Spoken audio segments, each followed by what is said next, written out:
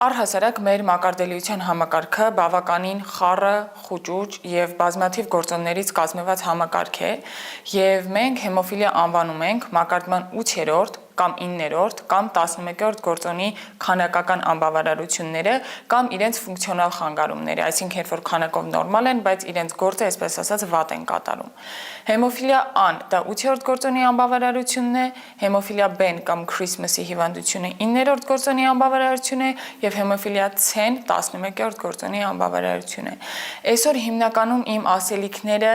վերաբերվելու են հեմոֆիլիա A-ին եւ B-ին, որովհետեւ ընդհանրություններ իրենք են, որ ունեն։ Հեմոֆիլիա C-ն ամեն ինչով գրեթե տարբերվում է իրենցից, դրա համար եթե ժամանակ մնա վերջում նոր C-ի մասին եւս կխոսենք։ Խոսենք հենց A-ի եւ B-ի մասին եւ C-ին եւս անդրադառնանք, որովհետեւ կարծեմ այն բնորոշ է հիմնականում կանանց։ Տեսեք, սովորաբար հեմոֆիլիա A-ն եւ B-ն սովորաբար հիվանդությունը դրսևորվում է տղաների մոտ։ Հեմոֆիլիա C-ի հետ կապված սեռերի տարբերություն չկա։ Ինչու է հեմոֆիլիա A-ն եւ B-ն մեծ մասամբ դրսևորվում տղաների մոտ, որովհետեւ նա X շղթայցված հիվանդություն է, այսինքն գենի խնդիրը հեմոֆիլիայի 8-րդ կամ 9-րդ գործոնի սինթեզը պայմանավորող գեները գտնվում են X քրոմոսոմում։ Մենք գիտենք, որ տղամարդկանց սեռական քրոմոսոմները իրենք ունեն X եւ Y, կանայք ունեն 2X։ Ինչու է տղաների մոտ դրսևորվում, որովհետեւ եթե տղան իր մամայից վերցնում է X-ը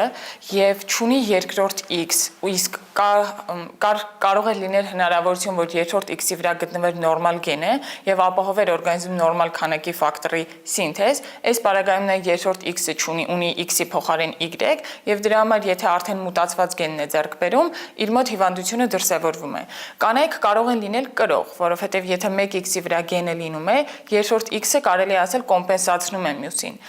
Բայց կանանց դեպքում էլ շատ հազվադեպ կարող է հիվանդությունը ամբողջ կլինիկական, այսպես ասած, դրսևորումներով լինել, այն դեպքերում, երբ որ օրինակ շատ հազվադեպ, բայց տեսականորեն կարող է աղջիկը եւ մամայից եւ պապայից վերցնել հենց մուտացիայի արկայությամբ X-ը, կամ այն հիվանդությունների դեպքում, երբ որ ժառանգական հիվանդությունների քրոմոսոմային, երբ որ աղջիկները չունեն 2X, այլ ունեն 1X, մյուսը բացակայում է, կամ այն դեպքերում, երբ որ 2X-երից պարուրվողը առողջ գենը կրող X-ն է եւ հետեւաբար դրսևորվում է մուտացված տարբերակը։ Առհասարակ հեմոֆիլիան ժառանգական հիվանդություն է, այսինքն մենք գենը վերցնում ենք ծնողից, բայց սա դեպքերի 70%-ն է։